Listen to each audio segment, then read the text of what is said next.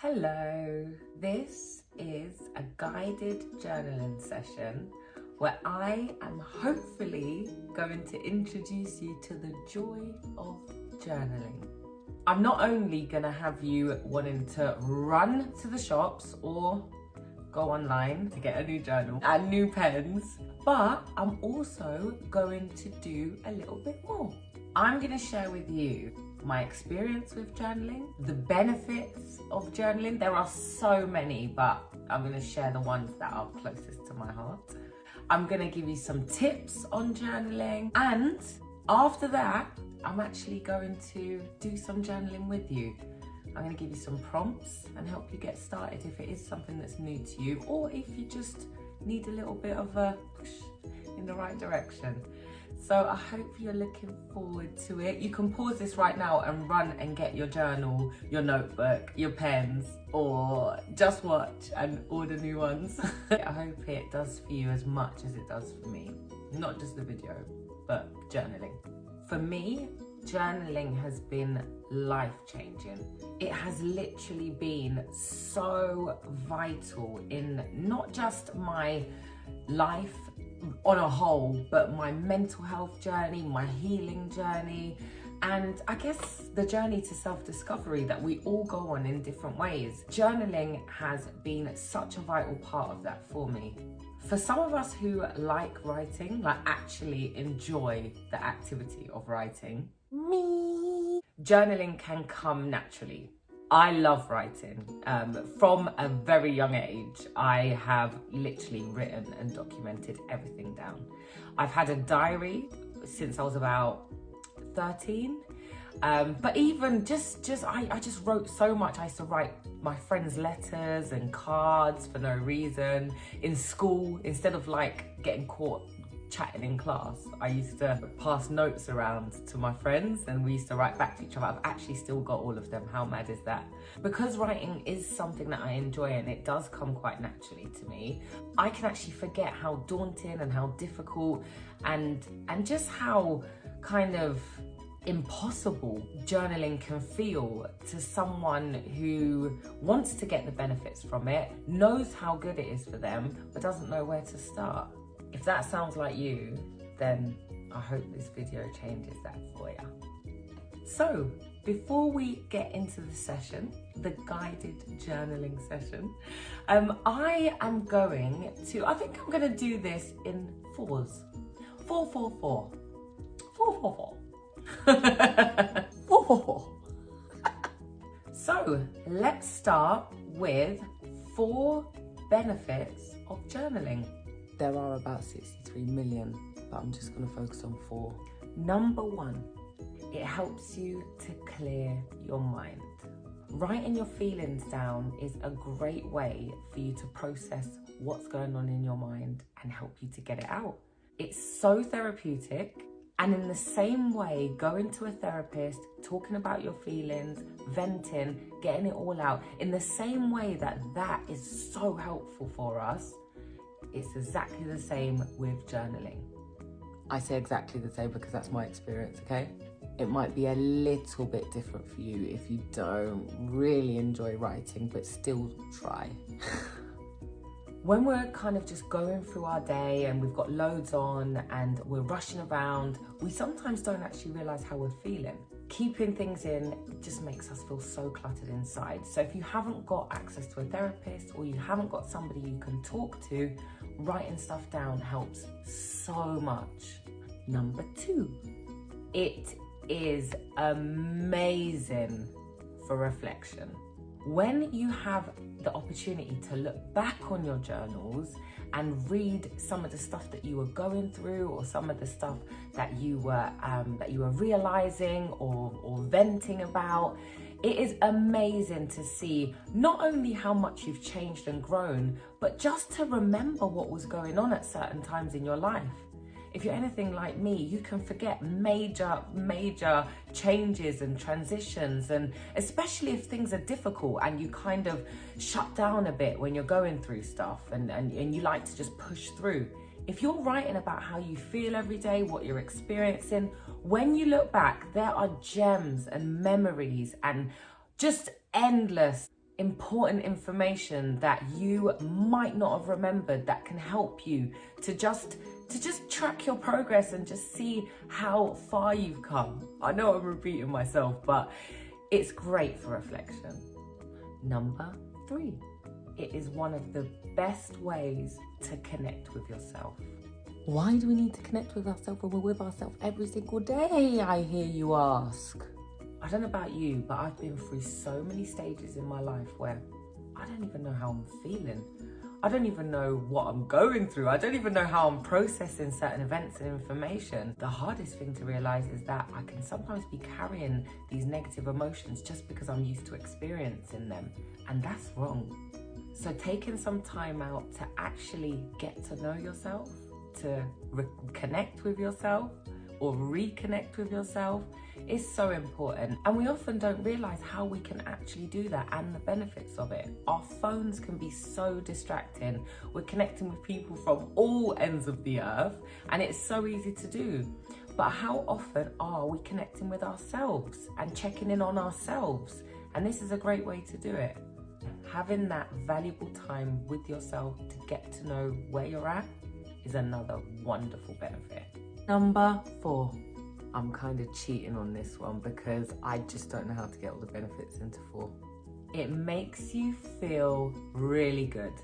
Whether you're writing about your day, whether you're expressing gratitude, whether you're writing out prayers, whether you're just getting your feelings out, clearing your head, venting, writing ideas down, planning. Whatever you use your journal for, whatever you do in your journaling sessions, it feels really good.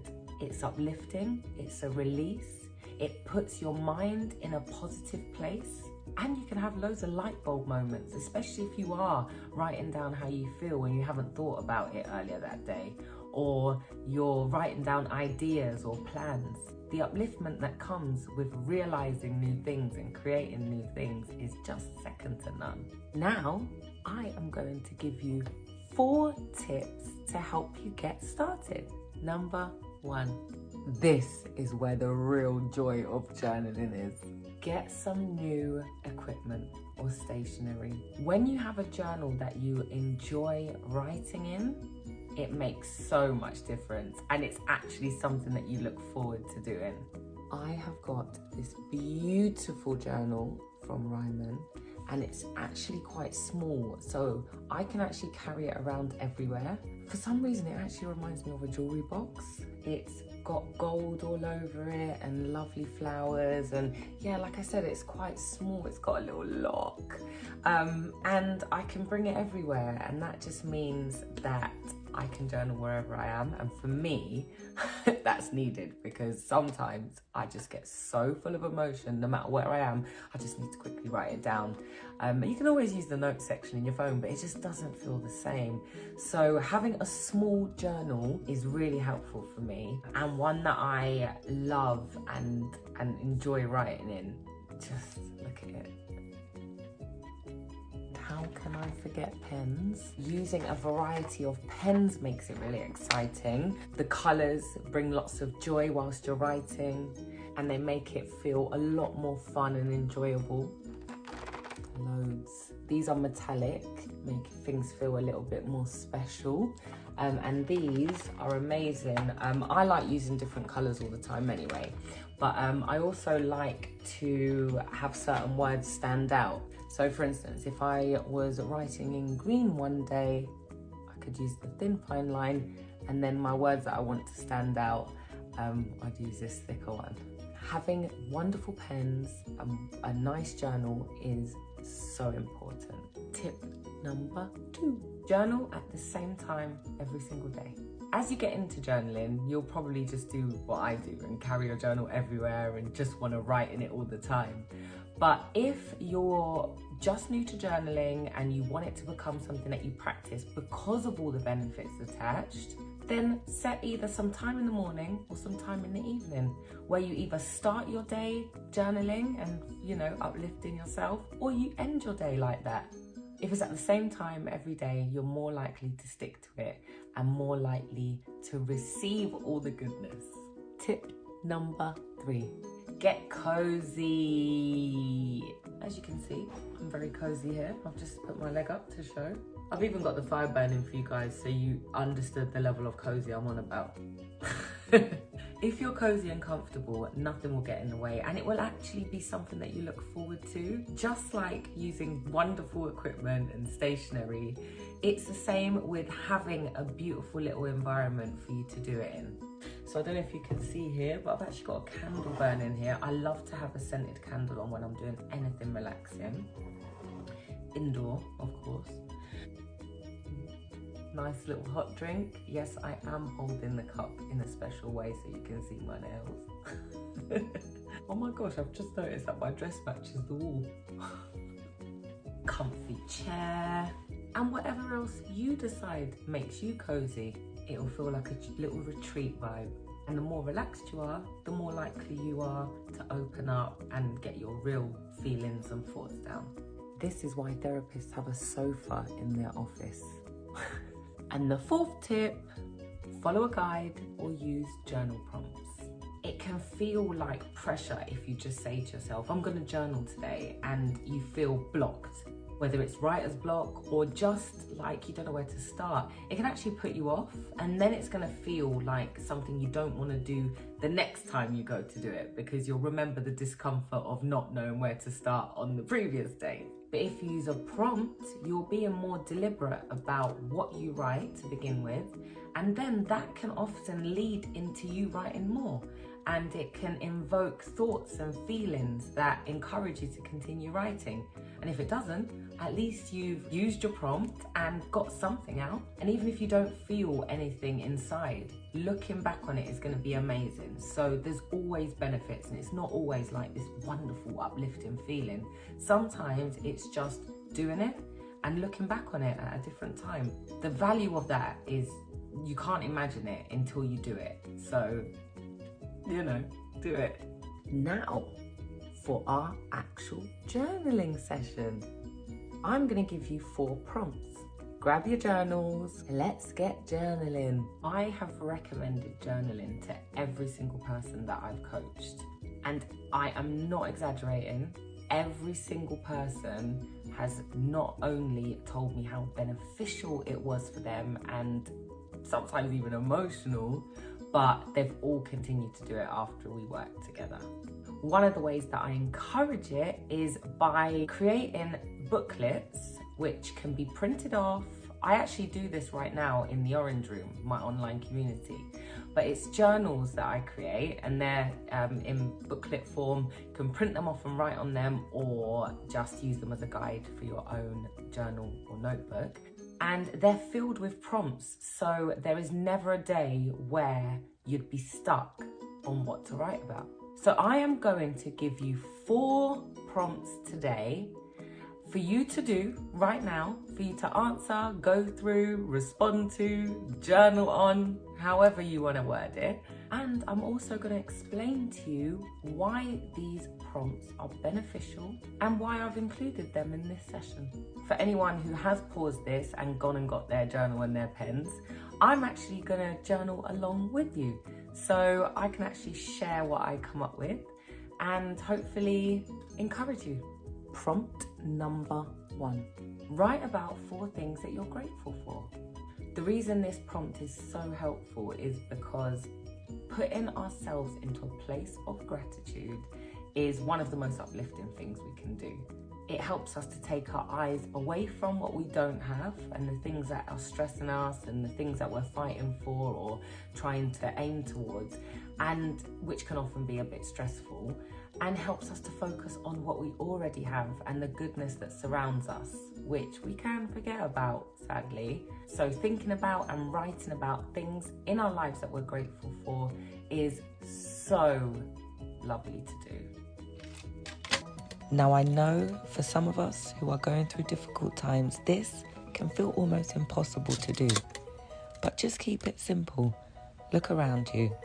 The food you eat, the air you breathe, even the opportunity you have to be listening to this and writing right now. Done those. Prompt number 2.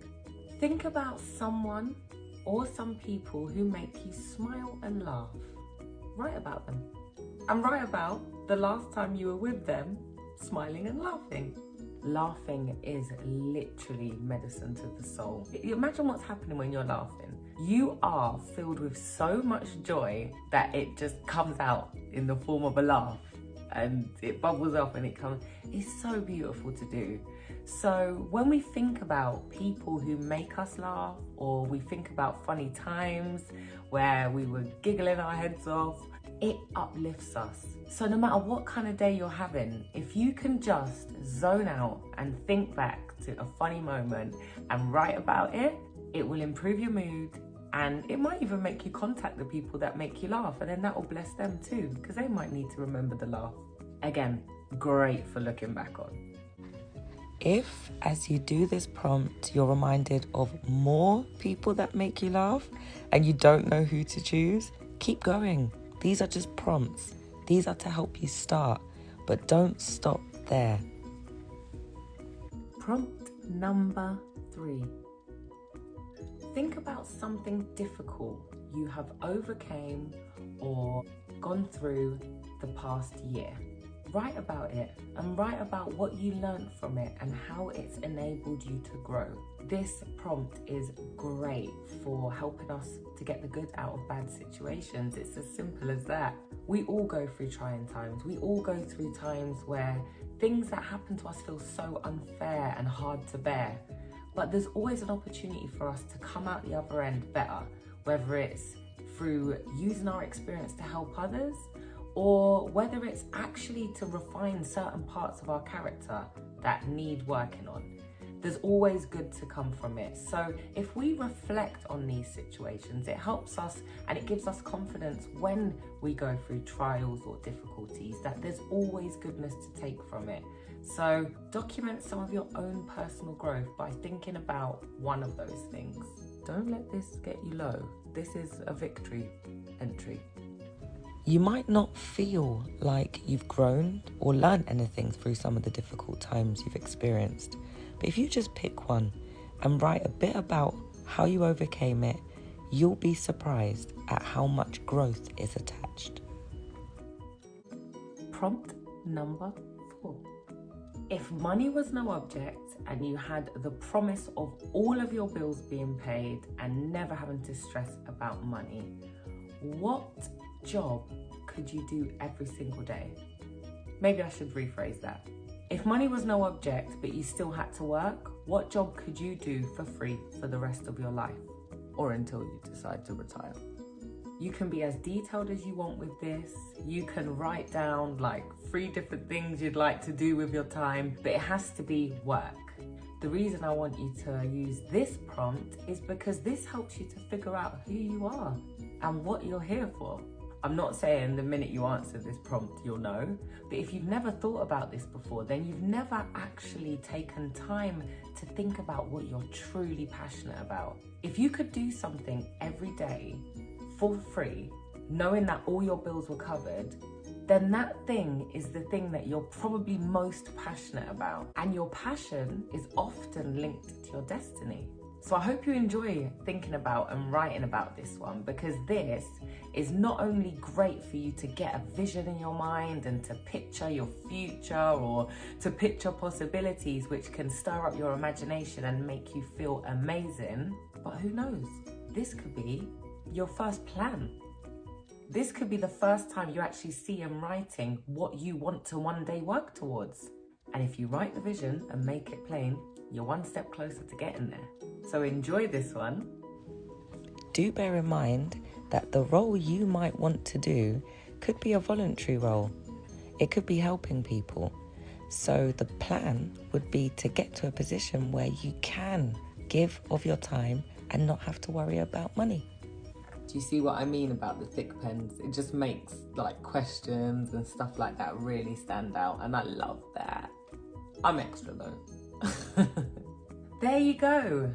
4 benefits of journaling, 4 tips to help you start journaling, and 4 journal prompts to get you going. Feel free to reach out to me if you want more prompts. And please remember that your prompts are just conversation starters, so to speak. So you can, when you do your prompts or when you receive more prompts, you can just stop there and that's great. But if you do start to feel things and, you know, want to write more, then don't stop until your hand tells you to, literally.